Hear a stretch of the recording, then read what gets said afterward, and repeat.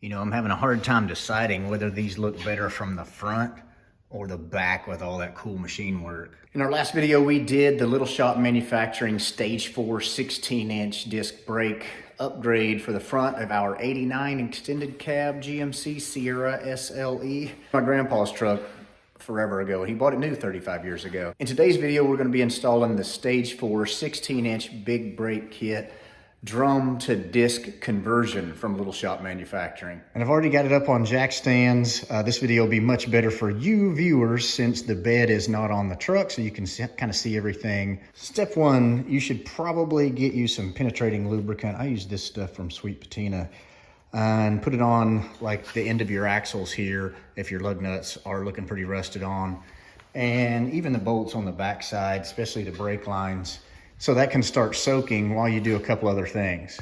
One of those things, which I kind of like to do first to get rid of some of the extra parts, is bolt the hats to the rotors. So you're gonna want to lay the hat face down, then set the rotor on the hat with the bolt side down, I guess.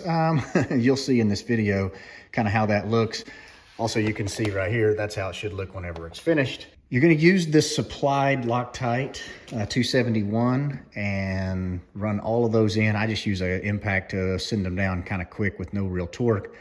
And then torque them with a torque wrench to 25 foot-pounds using sort of an alternating pattern. Also, a good time to point out, this is not a substitute for following the directions on Little Shop's website. They do a great job of giving you product selection, option selections.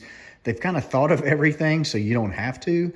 Then towards the bottom of that part description, you can see where you can click on instructions, and they have a really great PDF file that is in color and very descriptive and gives you the real deal of how this should be done. You can see the options we chose. Of course, they send you the brake pads, stickers, Loctite. These are the 6-piston calipers that come with this kit. We optioned this to be in light gold to sort of match our paint. Kind of fun fact for you, caliper size are the same front and rear for the Stage 4 kits. The difference is the size of the pistons, which by having smaller pistons in the rear, it creates the brake bias that you want without having to buy any fancy valves. And that's one thing I do like about them. Also, we optioned for the parking brake assemblies, which you can get it without that if you so desire. These are the stainless brake lines that they will send you. It's got the adapter fittings that thread into the back of the calipers and convert them to like this Dash 4. The radial brackets, which they machine in-house. Your bolts, shims, nuts and shims for these caliper mounting bolts. Here is the parking brake cable assembly. I believe that's listed as like a universal cable setup to go on multiple GM vehicles. And there's your reminder to use their instructions and not just this video. You want to be kind of careful about removing this brake drum that could have been on there for 35 years. Because let's be honest, rear brake shoes didn't really wear out unless you drove with the parking brake on. And this can get pretty sporty. I've broken these before trying to get them loose by hitting them with the hammer and a spike to try to loosen this stuff up. Letting that penetrating lubricant sit is definitely your friend, but if you still struggle to get it off of there, this little wrench right here, they come in yellow, some of them are green and some of them are blue. I like the yellow wrenches myself. If you'll just heat the crack right there between the axle hub and the drum itself, it'll usually do a good job of loosening it up for you. You don't want anything to be glowing red, start melting important parts. Look at that.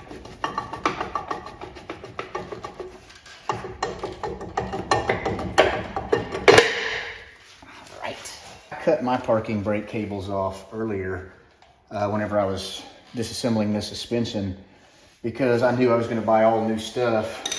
So you go to tearing this apart, a pair of side cutters, some needle nose. They actually make a special tool for these, but if you'll hold the pin on the back side of the housing and then turn this, get them to pop loose. That's kind of step one.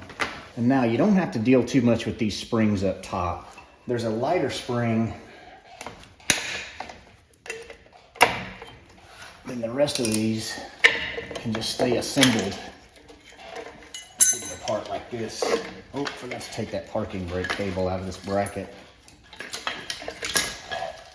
I don't like to take apart the brake system any sooner than I need to because it starts leaking and makes a big mess, which we'll show you a little pro tip to kind of help with that. But for now, I'm gonna loosen all 4 of these bolts for the axle flange to this backing plate. And these are 15 millimeter on both sides.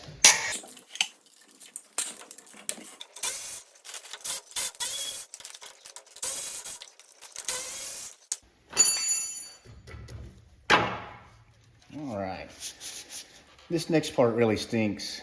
Get you a 13 millimeter socket and zip these differential cover bolts out, but do not remove the top bolt. Just back it off, I don't know, 2 turns or so, and then we'll pop this loose. That'll keep that cover from swinging out. It'll also control the flow of that grease that's in here directly into your drain pan.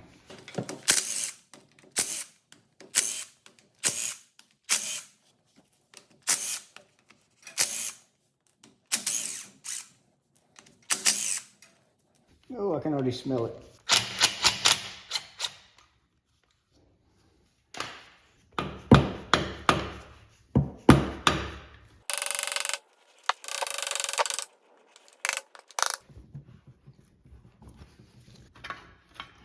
Oh, goody, the gov lock. Holy Moses, look at that.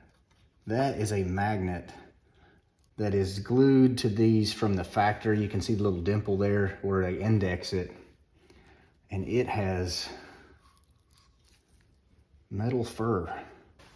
Okay, first step is getting in here and getting this 8 millimeter bolt backed out. You probably need a pry bar or something to hold this steel, because it does have like a thread locking cream on it from the factory. Man, whoever set these gears up did a terrible job. Not like they've got years of wear on them. Okay, little guy. Now the pin will slide out.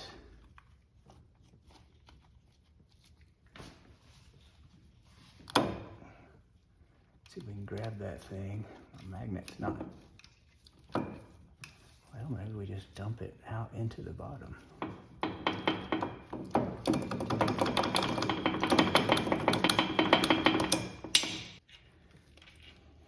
10 points to whoever guessed why it's called a C-clip. All right, so now this axle can slide all the way out.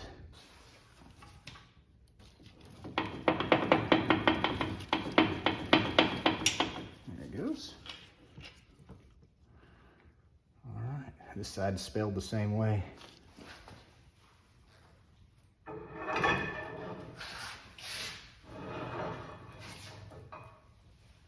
I'm going to jump in here just for a second because we need to talk about your wheel studs.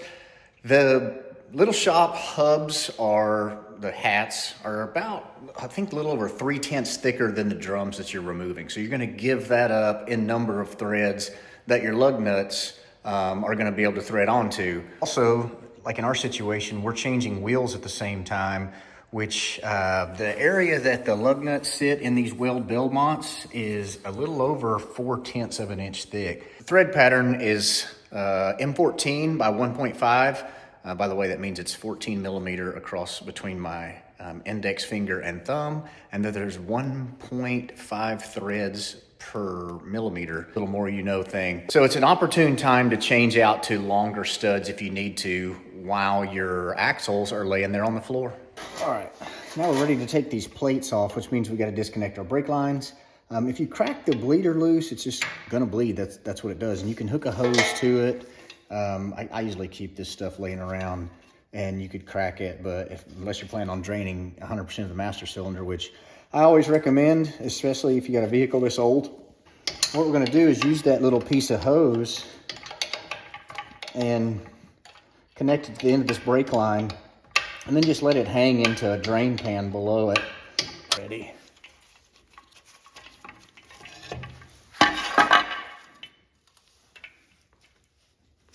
Dang, this hose is hard as woodpecker lips. Now we need to kind of clean this mess up, squirt a little paint on it, and start doing our install for our disc brake kit.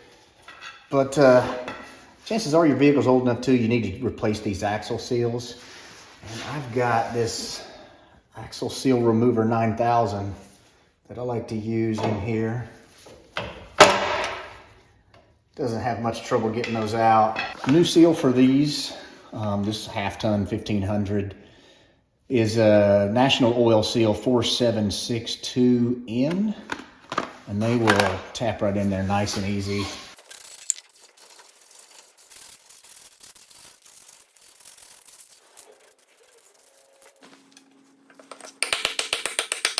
So we've got that cleaned up, seals in it, paint on it. You'll find out real quick how imperative it is to clean this edge really well, because the next step is putting this adapter on.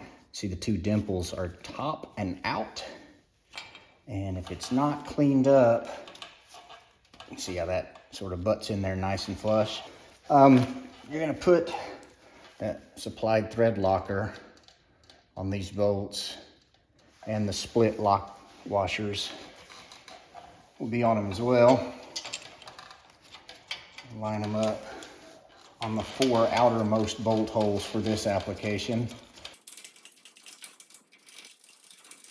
Now for the bolts on the bottom, same process as far as putting your thread locker on there, but you're gonna need to install our brake line bracket, which is gonna go this direction and in behind the axle flange.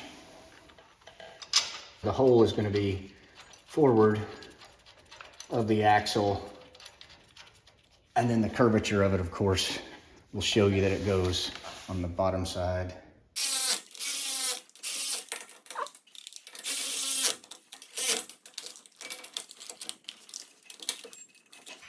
All right, next step is going to be our backing plate, and the parking brake bracket like this will be facing the front of the vehicle.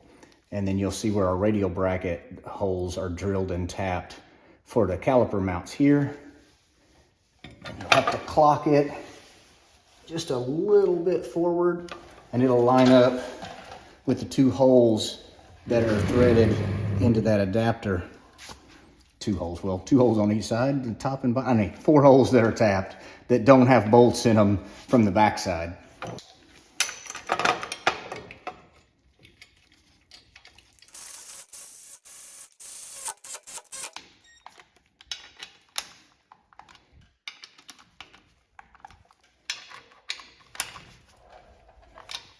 So now we'll bolt these radial brackets on, and you're going to put one of the gold washers against each one of the bolt heads. And then you'll pay attention in the instructions is how you'll kind of see it. This little bend right here in that machine work should be facing inside of the vehicle. If you notice on this side, it's a straight shot. So we're going to go this way, feed our bolts in. Then we're going to put 2 shims on each one of these for our initial test. 7/8 wrench. I'm gonna snug these, not super tight, but enough to know whether the shim is the right distance we need when we go to put the calipers on.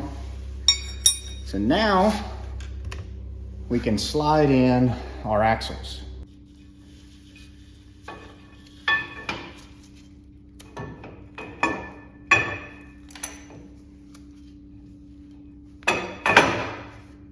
Can see the splines. You can't tell from your angle, but I've got my left arm out here on this axle and move it in and out, and I can see the slot that the C-clips need to live in. Oh, don't have to drop that in a terrible way. Have to dig it back out. Okay. Oh, there it goes. As soon as it fell into place, I slid the axle out so that C-clip can't move.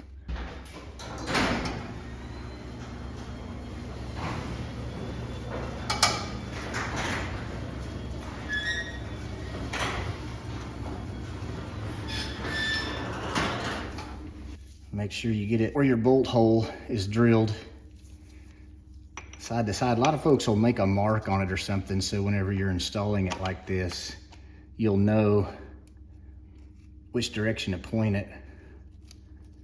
But usually, ooh, it went a little far. Let's see if our bolt will go in there and straighten it up. Not too much. I'm gonna have to knock it down just a little. There it went, good deal. And you should put new thread locker on this bolt. That is in fact a 5/16 headed socket, or a 5/16 headed bolt. And it does not need to be too tight. I see a lot of these get broken because people torque the heck out of this tiny little bolt. And as long as you've got the thread locker to where it won't back out, you're good. If you break that thing, it's a problem. I'm gonna scoop a little bit of this out since I've got a dirty hand anyway, and get fresh oil. Then we're gonna have to clean this gasket surface up and put the cover back on once it's cleaned up. I won't bore you guys with that. Public service announcement, y'all please quit gluing your diff covers on. If they leak, it's because you've got a warp or another problem, or you're not a good gasket or something else. New gasket is in, fluid is in. By the way, I don't know if I mentioned this earlier, but you're gonna need to take your drive shaft out so you can spin that stuff freely. So I hope you did that, or watch this video before you get started. Highly recommended. Just shy of 2.5 quarts that goes in this GM 10 bolt with the 8.5-inch ring gear. So you may want to write that down. Buy 3 quarts, 7590 or 80W90. Check your owner's manual. You're gonna want to do a really good job of cleaning up the face of this axle, including cleaning up this surface area, because these hats are hub centric. And for those of you who may not know, what that means is they are centered around the hub themselves. They're not centered by lug nuts the way your wheel's gonna be when you bolt it on. Like a tapered lug nut is what's gonna get your wheel centered up on those. That goes pretty far. And when you snug it, you may have to hit it with a rubber mallet or a dead blow hammer to get it back off of there. Just tap it to break it free, but you'll at least know it's got a good center. Also pay attention that you're using the rotor that you assembled here that's got the forward rotation. A couple things we're after. We're gonna be setting the caliper in and out direction, side to side, and I'm sorry, in and out as far as from center of axle, to get our pads right where they need to be on this surface. Also, if you're running parking brakes, you're gonna wanna go ahead and adjust those during this process as well, because it is a real pain in the butt to use the access hole that they've machined into this backing plate, especially when everything's there, like your brake lines and your leaf springs and all that kind of stuff are really in the way. Gonna ease a couple of these on here to snug our rotor up against this axle. So this is your parking brake actuator. Spin your axle. Yeah, see, that's no good.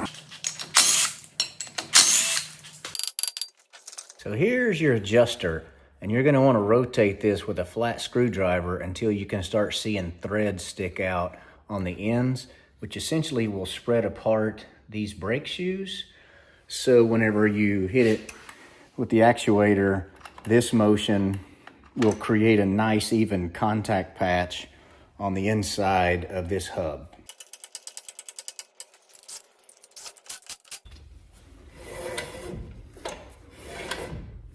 Now on to caliper mounting. These will come with the washer and the nut pre-installed on these bridge bolts. And they recommend one of the shims that come in your package on each stud for now. And then lightly oil, or use light oil, I guess, on this.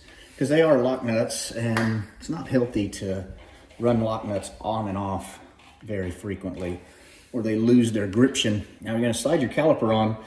One of the things that you'll notice to identify which caliper is which, there's a couple things really. The large bore piston should be on the exiting side of the rotor. So if it's turning this direction, then it would be towards the top. They also pre-install the bleeder valves, and those should always be up.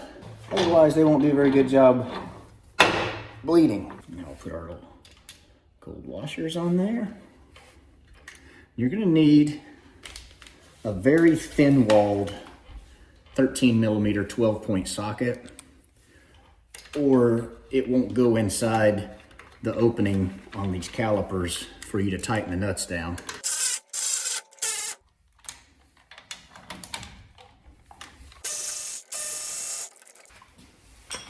Make sure you don't have any foreign debris on your pads to cause damage to your rotor. I'm gonna guess this caliper is too far out, and we're gonna have to add more shims to the mounting bolts to send it that direction. Let's see what happens.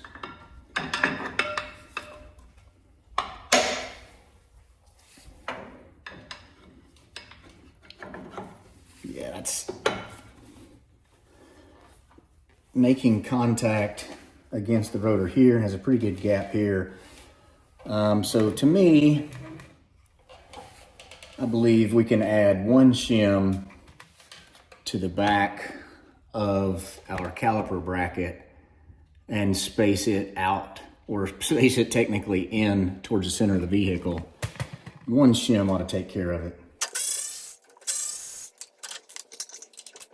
I totally should have checked the depth of those brake pads before we took this apart. Yeah, it's hard to be smart and this tall. All right, now there's 3 shims on the inside of our radio bracket.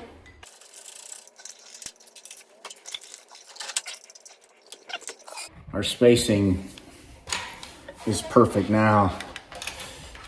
I haven't tightened these down yet, but it's looking pretty good. I like the depth too. I don't think we're gonna have to mess with that. Their 1 shim per their instructions on the front side of this caliper seems to be the right distance. The depth here is just right. You can see there's a little taper on the edge of this rotor, and that's where the flat surface starts, is where the center of this brake pad wants to make contact. And they do not have the exact same radius as the rotor does, so they're gonna be a little deeper in on the top and bottom, and then a little shallower on the center. So this is where you wanna find your measurement. So since we're happy with all of our spacing and we're happy with our parking brake adjustment, you can remove these big bolts, put thread locker on them. They torque to 55 foot-pounds. Remove these nuts, put thread locker on them, 30 foot-pounds for these 2 nuts. You just want to run these in until they stop, and then, I don't know, maybe a quarter of a turn or less. You don't want to apply an excessive force, which gets your caliper out of alignment. Now we can do a little plumbing. You put Loctite 545 thread sealant on these threads. That is our adapter. And then run these in with a 7/16 wrench. Don't get overly aggressive. Kind of a rule of thumb is if you can use one hand, you're not gonna over tighten these. Unless you're like me and you're strong as an acre of garlic. Keep in mind, you can always tighten these later when you're bleeding the brakes if you see them leak. So I would rather have to snug them up later than to over tighten them and ruin some of this expensive stuff here. Now your braided stainless brake line can thread on here. We're not gonna tighten that up just yet, but when you do, it's gonna require a 1/2-inch wrench. Okay, now we're gonna run this stainless brake line up through that bracket like so, and put this keeper that they supplied on there. This part can get really tricky because you're gonna bend your factory brake line around all this stuff. You may need to straighten out a few sections of it to get it to wrap all the way down to this fitting. So you may have to take it out of the clips further upstream on your axle so you can gain a little bit of slack. Or I guess if you really wanted to, you could bring it over the axle up front and hit it.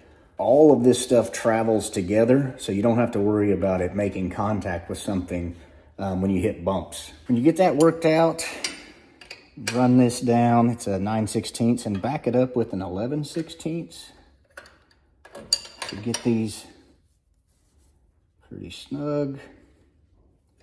Now you can kind of see where this, or you may not be able to see, yeah, the distance we've got on this brake line, and we can adjust it some by the angle that we put on this 90-degree fitting going into the back of our caliper.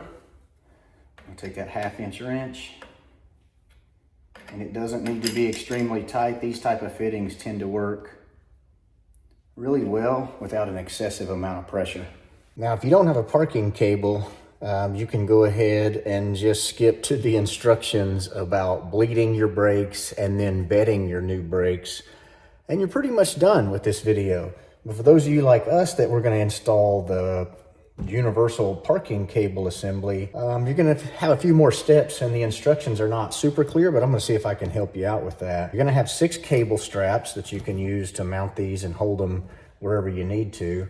Since we're going to be using 2-into-1, which is a factory replacement for our truck, you can see their diagram that they provide. So we're only going to need one of these, not both. We're going to remove this end. We will thread this into this distribution splitter block. Our factory cable, that'll be a good set nut there. Be good for adjustments too later on. We'll install the, we'll cut the little barb off the factory cable, we'll slide it in here, and then cinch it down with these 2 screws. Then we'll connect the ends of our cables that they provide. Each one will get one of these guys. Drop our mounting bracket over it. We'll run this nut back down.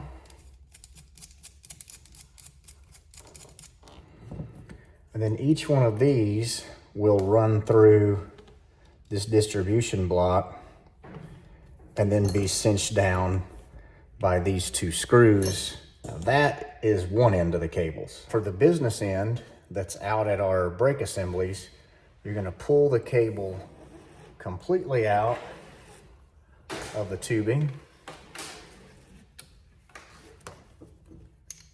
And then you're going to slide it into these little brackets.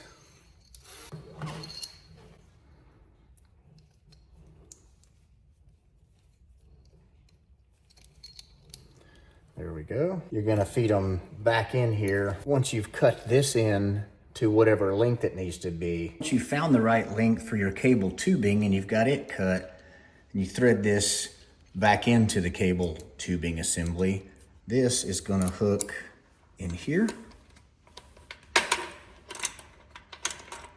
Then you've got the nut here. Back that off. Run it in here. And then this is a nylock nut, so no thread locker required. Then you go making adjustments on the other end of these cables at the junction. So I've got the cable tubes, I guess, ran is the best way to put it, after pulling the cables out of them. I mounted them back there and routed them. That one goes up to the frame this way. This one goes up and ties to the bottom of the frame, and then they come together. One thing you want to be mindful of, jack the axle up and down and see if you're going to run a slack or if it's ever going to make contact with your back wheel and tire. We've got a lot of room here, and whenever I raise it up, it doesn't get any closer. So that's been verified. I mounted the bracket right here on the frame. Here's my finished product. You can see I left plenty of slack on those cables just in case. And I don't really care. It's gonna be it'd be so difficult to get under here and see this, but if you wanted to cut it dead at the end of that little block, you know, more power to you.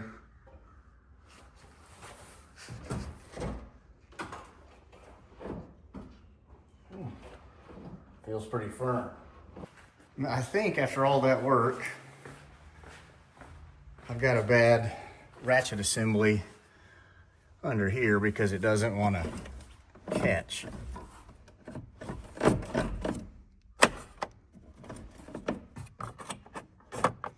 Well, that's for another video, I guess. All that's left to do is bleed the brakes and then bed the brakes. And you want to check the instructions on Little Shop's website on steps of how to do the bedding, because Wheelwood has a specific way they like doing it with those pads.